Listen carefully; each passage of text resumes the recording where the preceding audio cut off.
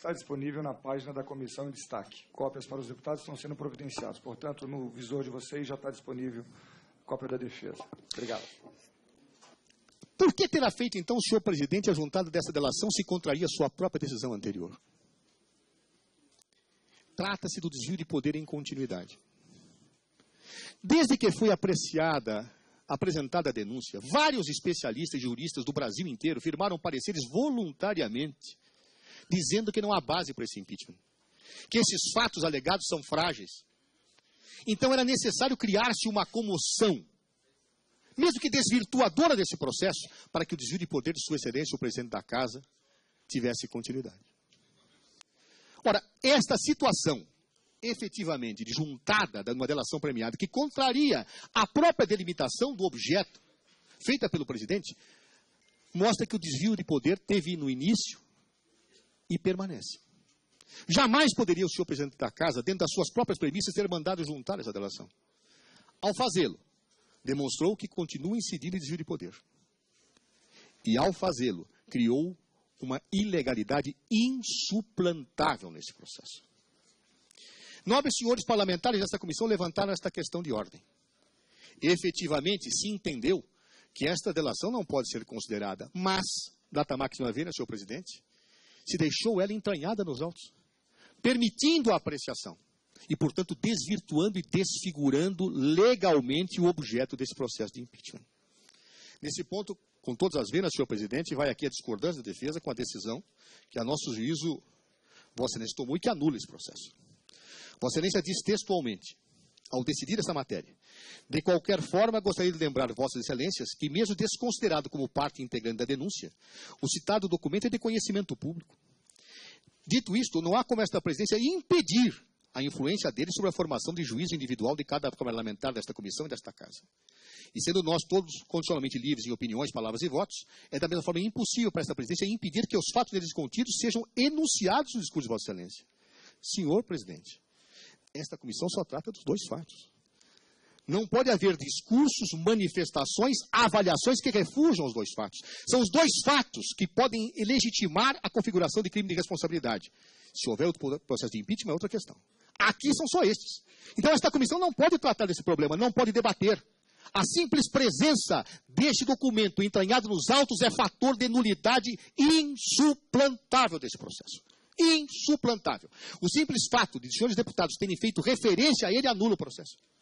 Indiscutivelmente. Por quê? Porque num processo só se examinam os fatos da acusação. Por quê, deputados? Pelo exercício do direito de defesa. Quando alguém se defende, tem que saber exatamente do que se defende. Quando alguém se defende, tem que saber exatamente o que lhe é imputado. Não existe a roleta giratória de acusações disseminadas e difusas para que alguém possa exercer a defesa. Aliás, eu me lembro, e aqui é citado, o clássico romance O Processo, de Franz Kafka, em que Joseph K. tinha um processo contra ele e não sabe do que era acusado. Do que é acusada a senhora presidente? De todos os fatos do senhor Delcídio? Não. Do que é acusada a senhora presidente? Dos fatos que a cada momento são citados num processo? Defesa se faz diante de fatos objetivamente imputados. E neste processo só há dois. Ao se tecer considerações que podem influenciar a convicção dos senhores parlamentares em relação a quaisquer outros documentos, você traz uma nulidade ao seu processo. Se dirá, mas isto é um processo político, isto é diferente. Não é. É um processo jurídico-político. A própria Lei 1079 de 1950 manda aplicar o Código de Processo Penal subsidiariamente a este processo. O Código de Processo Penal deve ser aplicado. E o próprio Código de Processo Penal não admite fatos novos, aditando denúncias ou aparecendo incidente, tanto dentro de um processo. É um processo jurídico-político? É. Mas os pressupostos de análise do crime são penais e processuais penais. Não se transforme isso numa arena política fora de normatividade, fora de processualidade, com desrespeito à legislação penal. Isso traz nulidade insuplantável. Então, portanto, senhor presidente, com todas as vênias, o fato do senhor presidente da Casa ter mandado juntar essa denúncia, o fato de senhores parlamentares terem feito menção e análise a ela ao longo desse processo, O fato de Vossa Excelência não ter determinado os entranhamentos e autorizado reflexões e ponderações políticas nesse processo por parte dos parlamentares desta comissão em relação a isso, inquina de vício insanável esse processo, devendo ele, portanto, ser anulado. Terceiro ponto. Terceira preliminar. Houve por bem esta comissão, a partir de plano de trabalho proposto pelo senhor relator,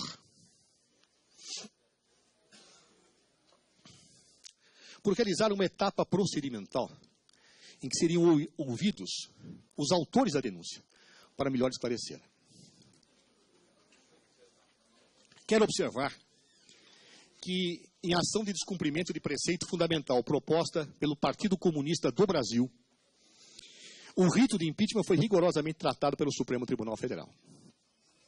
E nos termos de voto vencedor de Sua Excelência o ministro Luiz Roberto Barroso, ficou claro que o procedimento de impeachment que seria aplicado em quaisquer casos a partir do julgamento desta ação tomaria como parâmetro o processo de impeachment realizado pelo então ou contra o então presidente da República, Fernando Collor de Mello. Aquele era o parâmetro. Basta olhar o que foi decidido pelo Supremo e como foi realizado o processo de impeachment do ex-presidente Fernando Collor de Mello para se verificar que antes da defesa ninguém foi chamado a se pronunciar. Ninguém. Por quê? Porque depois da denúncia vem a defesa. Assim foi feito e essas foram as regras. Ao inovar esta comissão com todas as vênias, fazendo com que com que cidadãos que subscreveram a denúncia aqui comparecessem para esclarecer a denúncia, incorreu em gravíssimo equívoco processual. Primeiro, porque se respeitou o rito definido pelo Supremo Tribunal Federal. Em segundo lugar, porque não existem esclarecimentos verbais de autor de denúncia em processo de natureza criminal. Se a denúncia não é clara, se a denúncia é obscura, ela é inepta. Não pode o julgador chamar a pessoa do denunciante para esclarecer o que disse.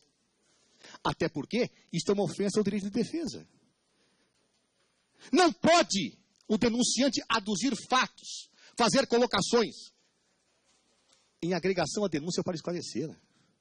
Ou ela se sustenta por si, ou não se anexa ao seu subscritor para explicá-la. Não existe isso no Estado de Direito.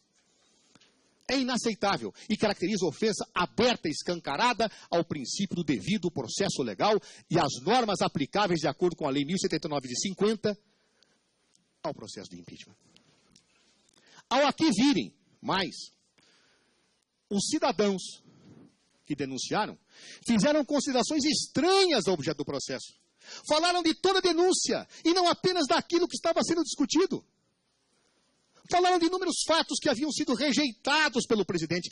Como se pode esclarecer uma denúncia que não está em curso? Como se pode tecer considerações sobre fatos que não foram recebidos pelo presidente da casa, sem violação aberta, escancarada e desabrida ao direito de defesa da autoridade presidencial denunciada? É uma violação flagrante, tumultuária, indiscutível, inarredável do processo de impeachment na forma com que está estabelecido. Portanto, neste caso, feriu-se o rito do procedimento do impeachment. Feriu-se o direito de defesa da senhora Presidente da República. Feriu-se a Constituição.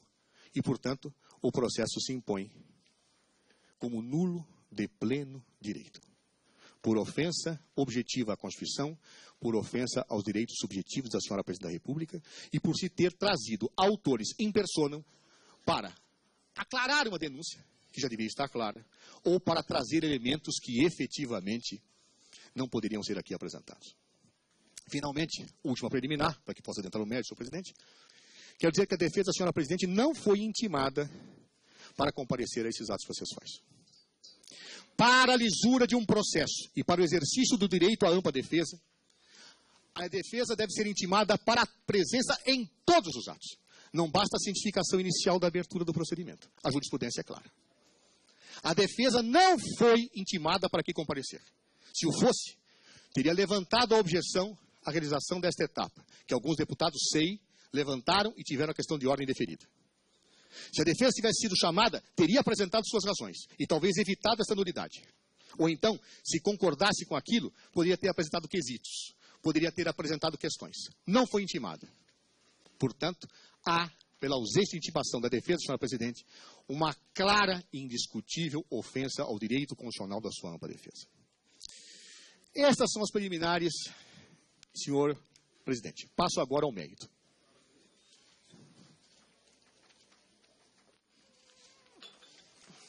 A denúncia apresentada pelos cidadãos que a subscrevem e apenas parcialmente recebida pelo senhor presidente da República, será, repito, considerada pela defesa apenas nos fatos que dizem respeito a esse processo. Inovações não serão aqui debatidas. Argumentos que fogem ao objeto, por amor ao processo, ao direito de defesa e à Constituição e ao Estado de Direito, não serão por nós tratados. Os dois fatos tipificados, a abertura de crédito suplementar e as operações contábeis, equivocadamente chamadas de pedaladas fiscais, são dois fatos distintos e inconfundíveis. Distintos e inconfundíveis. Na prática, se fala dos decretos como se fossem pedaladas, se façam das operações contábeis como se fossem decretos. São dois fatos distintos, absolutamente distintos, que apenas devem ser considerados a partir de 2015. Segundo decisão do presidente e segundo regra decorrente da Constituição no artigo 84, parágrafo 6º. Muito bem. O que eu quero afirmar é que a denúncia apresentada pelos subscritores apresenta com a devida vênia e respeito imensamente os subscritores. Os subscritores são indústrios penalistas, inclusive da minha relação pessoal. Mas apresenta erros conceituais básicos de direito financeiro. Básicos. Se vossas excelências lerem a defesa, verão que são clamorosos os equívocos. Clamorosos. Com a devida vênia e acatamento. Grosseiros. Pueris. E que podem ser explicados, talvez sem a sofisticação de todas as páginas dessa defesa, com alguma facilidade. Em primeiro lugar, quero observar que afirma-se que 6 decretos durante 2015 foram editados em desacordo com a lei orçamentária e que isto qualificaria um crime de responsabilidade. Fala-se que esses decretos teriam violentado as metas fiscais, teriam implicado em gastos fiscais excessivos, teriam levado a um desequilíbrio financeiro que abalou o país. Afirmar-se isso é desconhecer minimamente direito financeiro. Minimamente. Por quê? Porque não se pode confundir a gestão orçamentária com a gestão financeira. Quem já atuou na administração pública sabe disso, sem dificuldade. Mas é possível que pessoas que efetivamente não militem nesta área tenham dificuldade de entendê-lo. O que é o orçamento-programa, deputado Júlio Lopes? É uma lei que estabelece uma programação, em que você faz uma previsão daquilo que vai arrecadar e estipula onde vai gastar. A lei orçamentária é uma decorrência do princípio da legalidade. Ninguém pode fazer ou deixar de fazer alguma coisa a não ser em virtude de lei. Logo, o administrador só pode gastar naquilo que a lei autoriza. É a regra. É uma programação. É claro que quando a lei orçamentária é aprovada pelo Congresso Nacional, se faz uma estimativa de receita. Essa estimativa pode se cumprir ou não se cumprir. Pode haver recursos e pode não haver.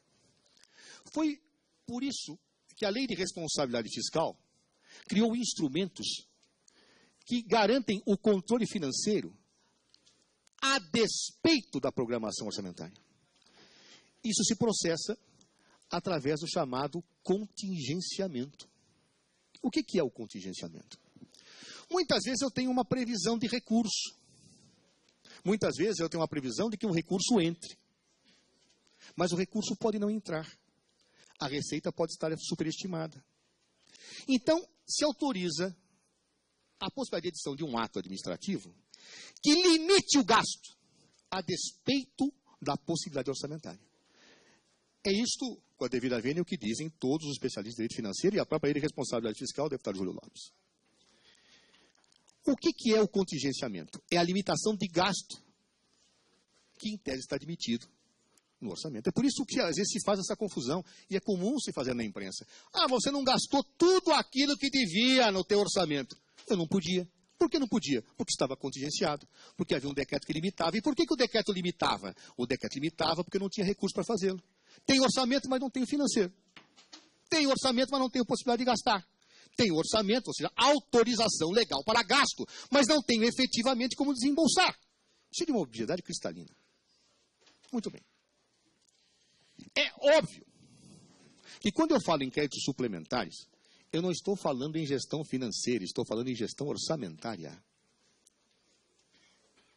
E por que se fazem créditos adicionais suplementares? A lei prevê os casos em que isso acontece. Taxativamente, prevê. Na maior parte das vezes, não tem nenhuma implicação com o gasto financeiro. Por quê? Porque quem regula o gasto financeiro é o contingenciamento. Na defesa há um exemplo, a meu ver, muito claro. E me permitam traduzir para a linguagem mais comum, não técnica. Imaginem os senhores que no começo do ano um pai de família resolva fazer o orçamento doméstico. E numa das etapas coloca lá, gastos na feira. E prevê que vai gastar mensalmente R$500 na feira. Então diz, comprarei R$50 de abacaxi, 40 de uvas, 30 de limão e assim por diante.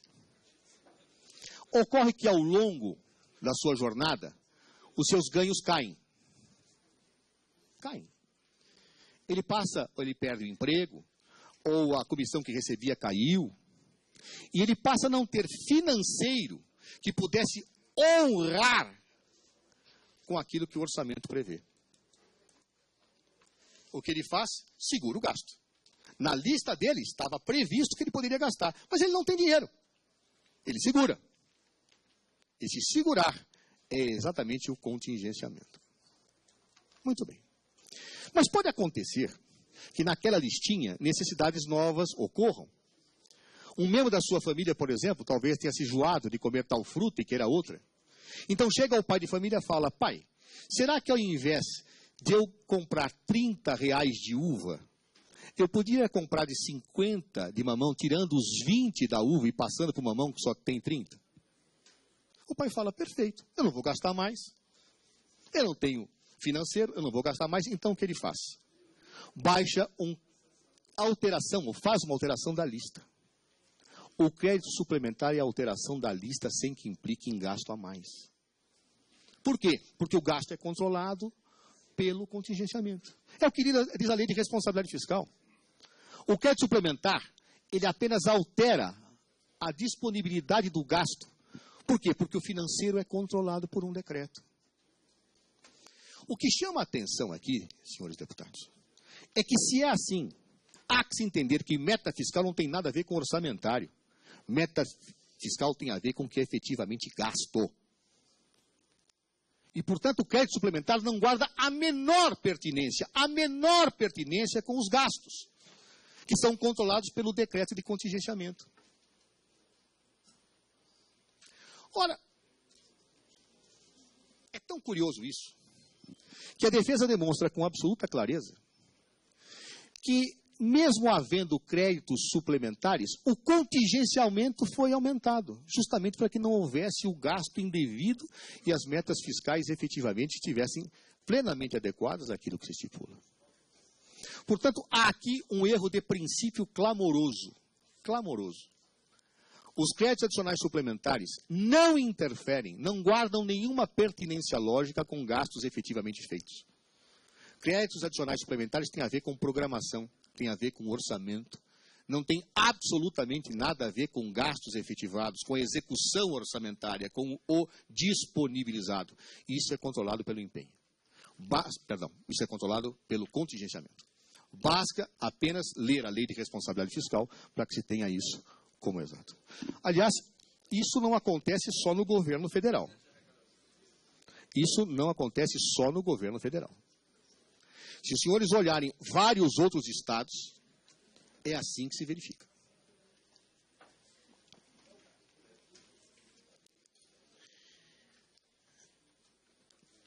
Em síntese, portanto, os créditos adicionais suplementares decididos por decreto não afetaram metas fiscais. Metas fiscais têm a ver com gestão financeira. Gestão financeira é controlado pelo decreto de contingenciamento.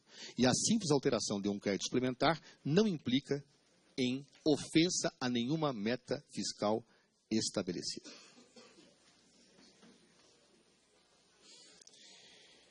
Ou seja, não há nenhuma ilegalidade a ser imputada à presidente da República. Mas vamos avançar.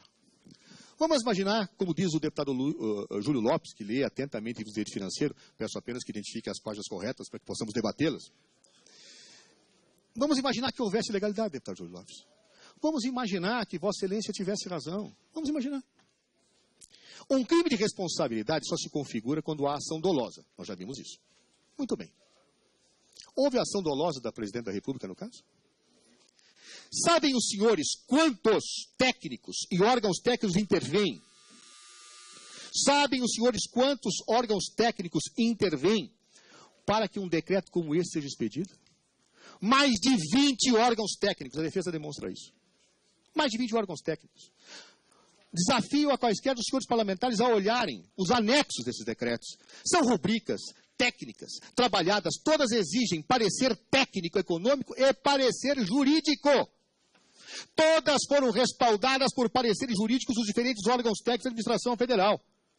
Imaginam, senhores, que a presidente da República, ao receber um relatório como este, irá agir com má fé, quando todos os técnicos, todos, dizem que isto é possível, que é factível e que deve ser feito? Há um princípio de direito, que é o princípio da legitimidade dos atos administrativos. Os atos administrativos se presumem legais, até prova em contrários. Ora, todos esses decretos foram estribados em manifestações de órgãos técnicos, consideradas e presumidas legais.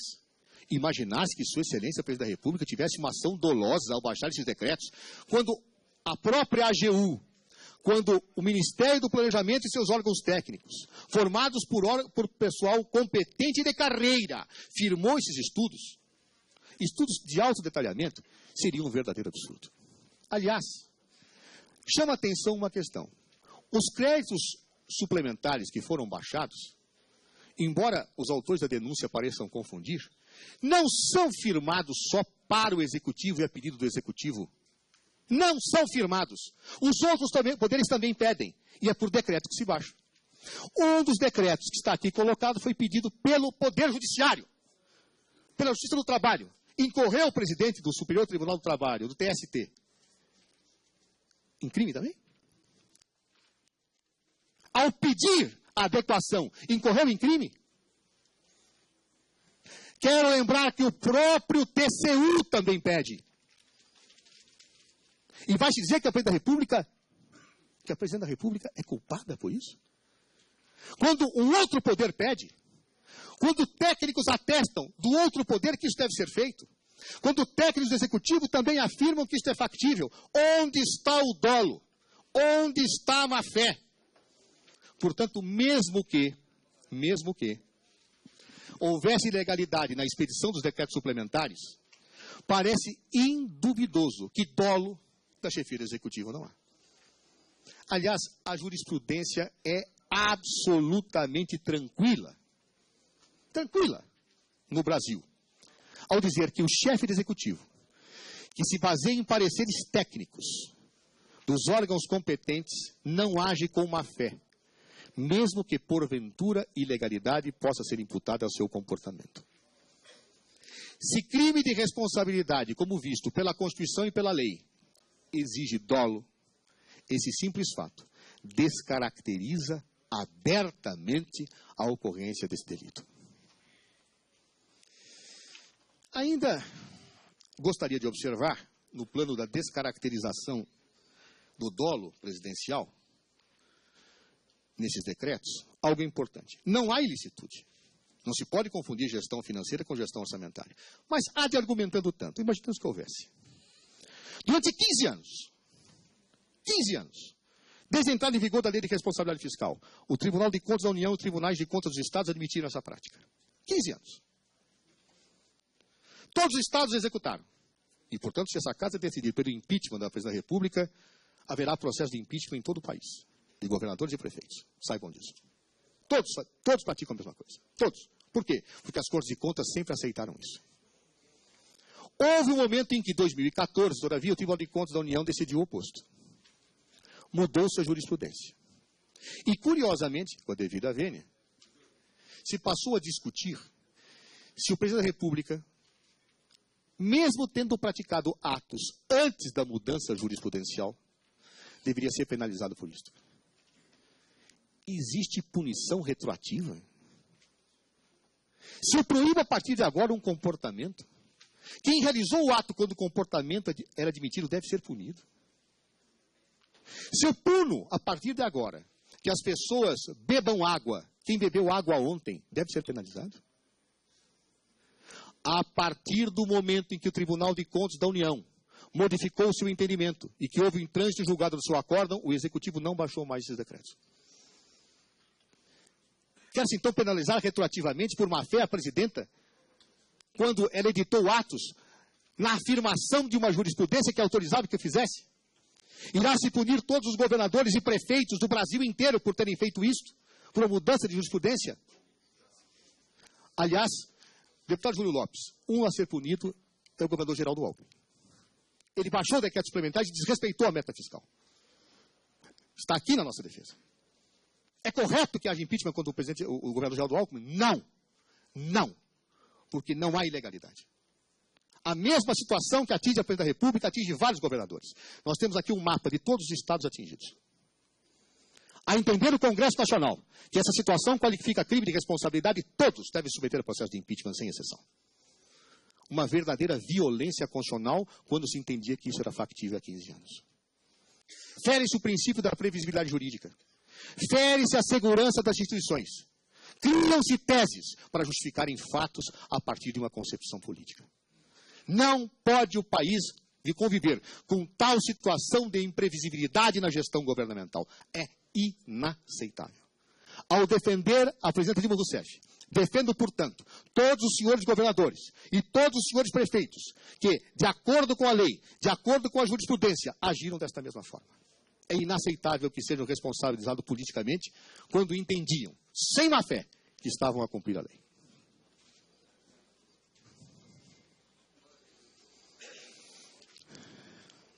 Um outro aspecto. Se examinarmos os decretos que abriram créditos suplementares, veremos algo curioso. Boa parte dos valores, cerca de 70%, se não me falha a memória, desses valores, que estão estipulados nesses decretos suplementares, tiveram como objetivo o Ministério da Educação e Cultura. Por quê? Sabem por quê, senhores deputados? Porque o TCU determinou. Aquela alocação de recursos feitos pelos créditos suplementares foi determinada pelo próprio TCU. O que se esperava que a Presidente da República fizesse? Que descumprisse a ordem do Tribunal de Contas da União? Não se pode confundir despesas obrigatórias com despesas discricionárias. As obrigatórias são aquelas que decorrem da lei. E estas, o Presidente da República tem o dever de viabilizá-las. Inclusive por decretos de suplementação, como foram feitos. Se crime tivesse havido, seria a figura que os penalistas chamam de inexigibilidade de conduta diversa. Eu não tenho como praticar outra conduta porque era o que a lei me mandava. E boa parte desses decretos foram decorrentes de decisão do TCU, dos valores envolvidos, nesse decreto. Está provado na defesa. Como se esperava que a Presidente agisse? Que não se fizesse? Que desrespeitasse o TCU? E os créditos suplementares baixados pela Polícia Federal? Se não fossem baixados, as investigações e o combate à corrupção seria duramente criminado, a Presidente o fez. Por quê? Porque a lei autorizava.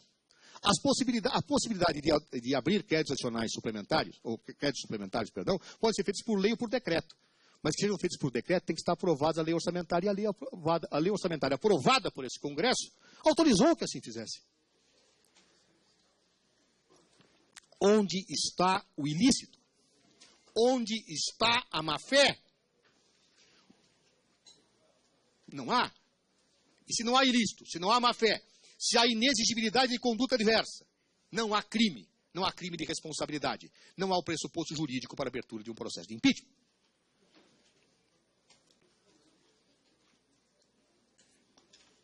Finalmente, quero observar que, embora os créditos suplementares não tenham nada a ver com metas fiscais, a meta fiscal foi alterada por lei desta casa. Já não havia crime, já não havia delito, mas foi alterada. Terá esta casa incorrido também em delito ao fazê-lo? Não. Porque vários governos já o fizeram, inclusive por medida provisória, alteração de metas fiscais. O governo Fernando Henrique Cardoso o fez por medida provisória. E a desrespeitou. E não houve impeachment. Não houve rejeição de contas.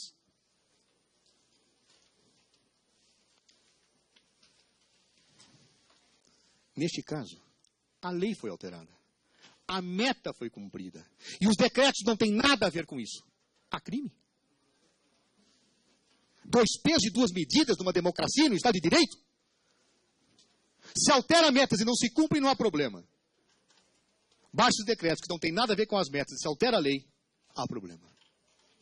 Aliás, em direito administrativo é muito comum se afirmar que mesmo que existisse ilegalidade, que no caso não há, a lei convalidaria o que foi feito. É a convalidação que excluiria qualquer ilegalidade. A lei deu cobertura para a alteração das metas fiscais, que em nada foram afetadas pelos decretos que estão sendo considerados.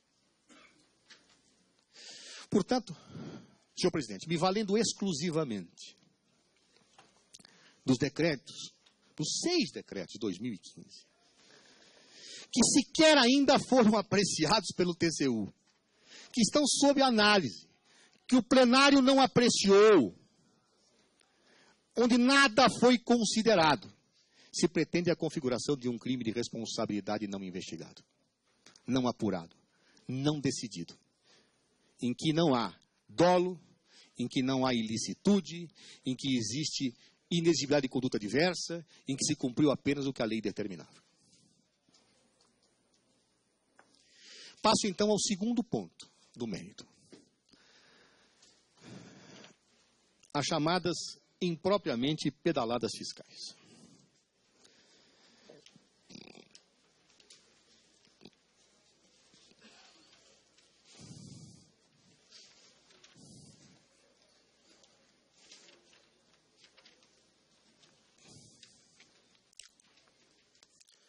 A grande verdade é que a denúncia que foi recebida por Sua Excelência o presidente Eduardo Cunha é uma verdadeira pedalada na anterior que já havia sido feita. Que horas são? Eu acabo. Tá bom. Por que uma pedalada? Porque a denúncia originalmente apresentada dizia respeito a 2014. Quedou ela em exame pelo presidente Eduardo Cunha há muito tempo, até que posteriormente foi aditada. E foi apenas recebida naquele momento em que se configurou o desvio de poder, para fins dos fatos que ocorriam no atual mandato de Sua Excelência, Presidente da República.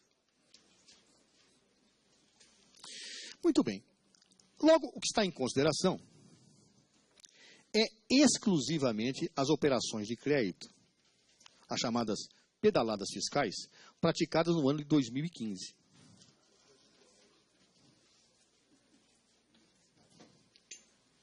E aqui merece um exame cuidadoso a questão. A denúncia salta aos olhos pela sua inépcia. Salta aos olhos. Todo o foco da denúncia diz respeito à situação de relação jurídica existente decorrente do chamado Plano Safra. O Plano Safra é um plano que está previsto em lei e é regulada por portarias do Ministério da Fazenda. Não é a Presidente da República quem o disciplina. São portarias do Ministério da Fazenda. Muito bem. O Plano Safra não envolve operações de crédito. Através dele, o governo apenas dá subvenções econômicas a operações de crédito rural. Com base nisto, e afirmando que existe um passivo crescente, mesmo antes do ano terminar, os denunciantes dizem que há pedaladas, que há fraudes, que há ofensa à lei de responsabilidade fiscal neste episódio. Os estudos mostrados aqui mostram claramente que não há fraudes. Ao contrário do crescimento da dívida que se aponta, de 1º de janeiro a 30 de junho, a dívida caiu. E ao final do ano, tudo foi pago. Que ilegalidade houve? O que afirmam os denunciantes é que, na verdade, esse tipo de situação seria de empréstimos simulados. Como a lei de responsabilidade fiscal proíbe que as instituições financeiras públicas emprestem dinheiro para o executivo, então o que se constrói? Que, na verdade, o executivo, ao não fazer os repasses das subvenções ao Banco do Brasil, teria feito um empréstimo. Ou seja, ao não pagar, tomou emprestado. A confusão jurídica chega a ser grotesca, com a devida vênia. Empréstimo é empréstimo, subvenção é subvenção. Prestação de serviços é prestação de serviços, comodato é outra coisa. Quando eu contrato alguém para prestar um serviço ou para subvencioná-lo, se eu não faço o pagamento, eu não estou tomando dinheiro emprestado. Por exemplo, se Vossa Excelência tiver um empregado na sua casa e atrasarem o pagamento, isso significa que o empregado está emprestando dinheiro aos senhores? Não. O senhor está atrasado. O senhor pode ser inadimplente. O senhor pode não ter honrado com seus compromissos. Mas empréstimo dele para você não há. Porque mútuo empréstimo exige repasse de dinheiro para alguém. Não pagamento. É por isso que as situações decorrentes da chamada pedalada fiscal não são operações de crédito. Não são empréstimos. Juridicamente não são. E, portanto, não são operações vedadas pela lei de responsabilidade fiscal. É fato que o Tribunal de Contas da União sempre admitiu isso. Admitiu no governo Fernando Henrique Cardoso, admitiu no governo do presidente Lula. Mas o ano passado disse que não podia mais. A partir do momento em que o Tribunal de Contas disse que não podia mais, não se fez mais isso. Portanto, em 2015, não existe nenhuma ilicitude nesse comportamento em relação ao Plano Safra. Ou seja, não há ato ilegal. E se não há ato ilegal, não há crime de responsabilidade. Mas vamos imaginar que houvesse ilegalidade. Vamos imaginar, argumentando tanto. Nós vimos que pela Constituição um crime de responsabilidade só se configura quando o ato é do presidente da República. A lei deixa claro que quem faz a gestão do Plano Safra não é o presidente da República, é o ministro da Fazenda. O ato tem que ser do presidente. Tem que ser doloso. Não há. Aí, os denunciantes, na denúncia, curiosamente, dizem, olha, não há ato dela mesmo, mas houve uma omissão. Ela tem a responsabilidade de gerir toda a administração. Bom, se é assim, então o presidente da República, os governadores, os prefeitos, os senhores deputados têm que ser responsáveis por tudo que acontece nos seus governos, nos seus gabinetes. É essa a teoria? Se um funcionário dos senhores vier a praticar um ato ilegal, porque o senhor tem poder hierárquico sobre ele, os senhores serão responsabilizados, é correto que seja isso? É. Então, cassemos o mandato de todos aqueles que têm funcionários que pratiquem irregularidade dos seus gabinetes. Não é correto. As pessoas respondem por aquilo que a lei manda, por aquilo que lhe é imputável.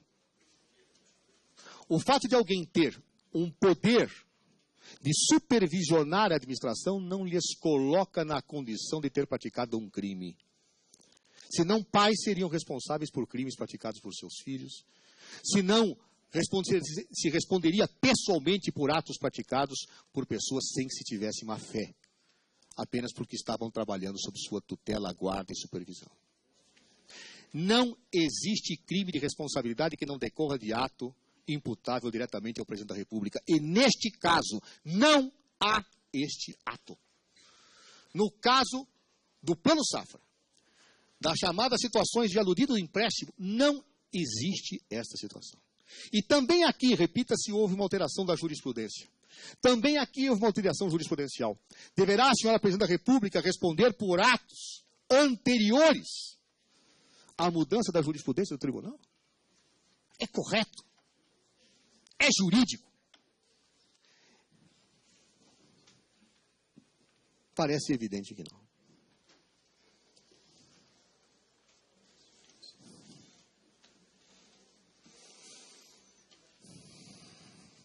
Finalmente, posso dizer que nos dois casos, se tenta invocar um crime de responsabilidade por violência, por um atentado à Constituição, por se ter ofendido a lei orçamentária. Nós estamos a anos-luz daquilo que a Constituição manda. Primeiro, repito, porque não houve ilícito.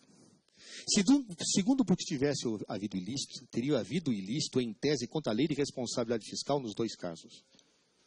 E violar a lei de responsabilidade fiscal não é violar a lei orçamentária, nem o orçamento. O tipo criminal da lei 1079 de 50 é claro, é violar o orçamento. Mas vamos imaginar que tivesse havido violação à lei de responsabilidade fiscal, ao orçamento. Onde está a má-fé da Presidência da República nos dois casos? Não há. Onde está o atentado à Constituição nos dois casos? Não há. Foram procedimentos adotados por vários governos. Foram procedimentos adotados por muitos anos. Foram procedimentos acolhidos pelos tribunais de contas do Brasil inteiro.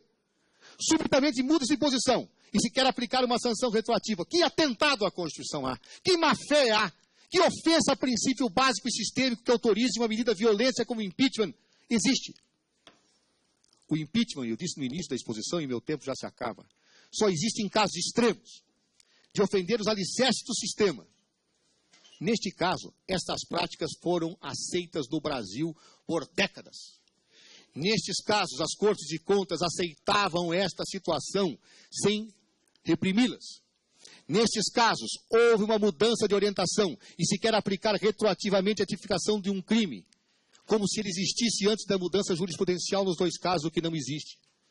Neste caso, se quer pegar um pretexto para se construir a figura de um crime de responsabilidade.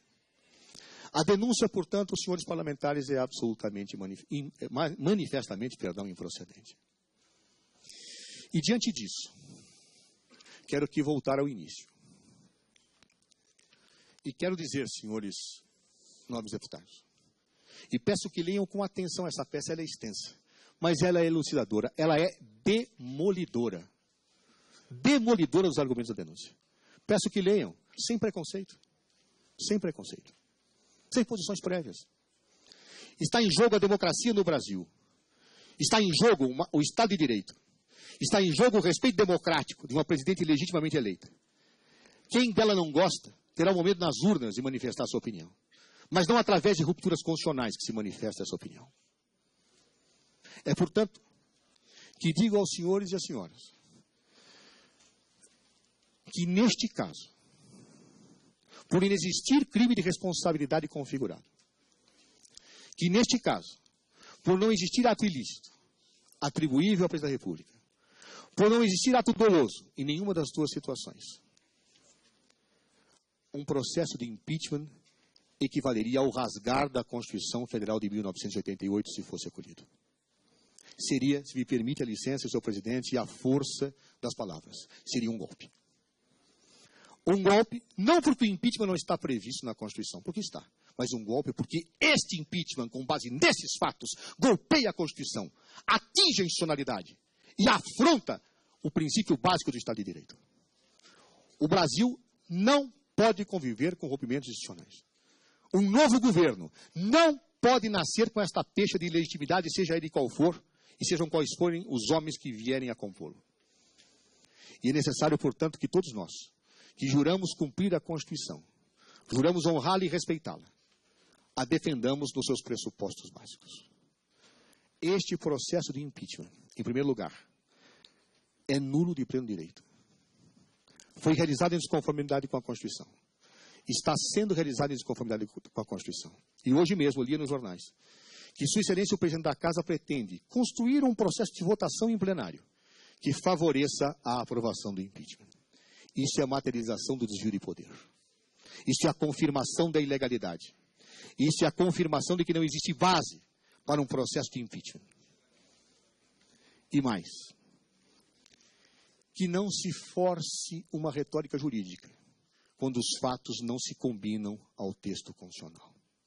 Que não se pretenda, efetivamente, atingir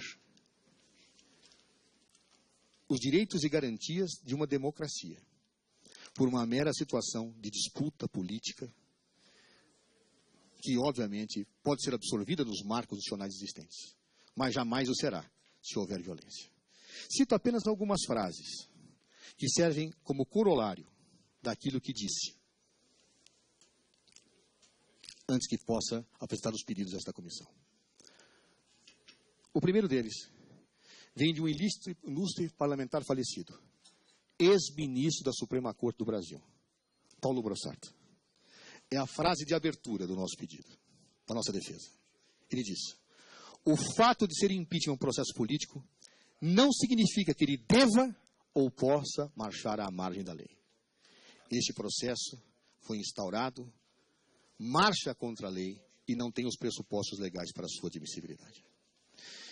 Outra frase que gostaria de mencionar, senhores parlamentares.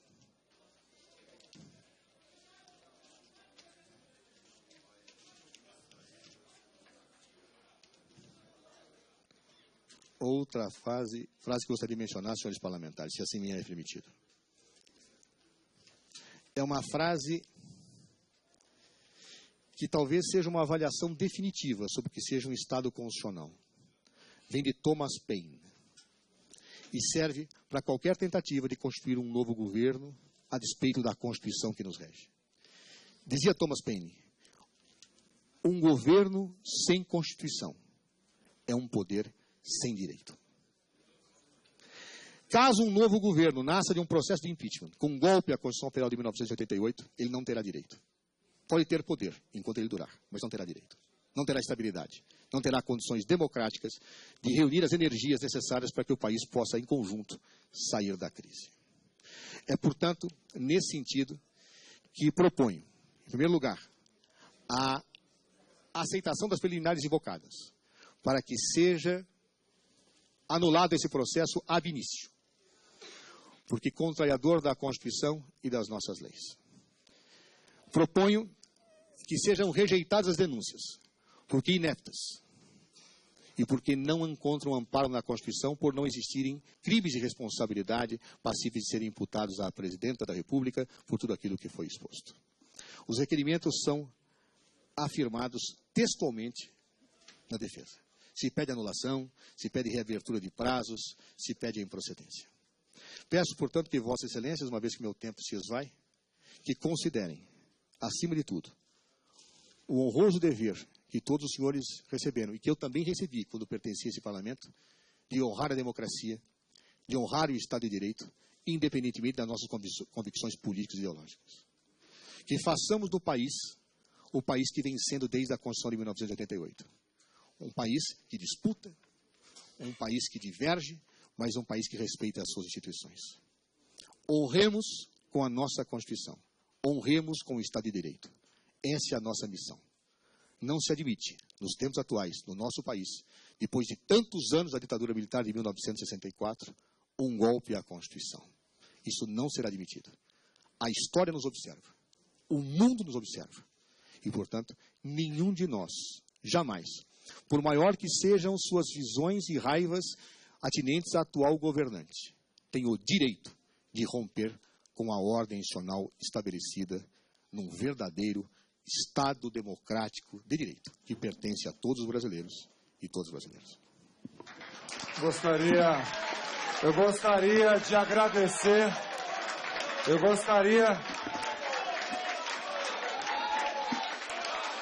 gostaria de agradecer a exposição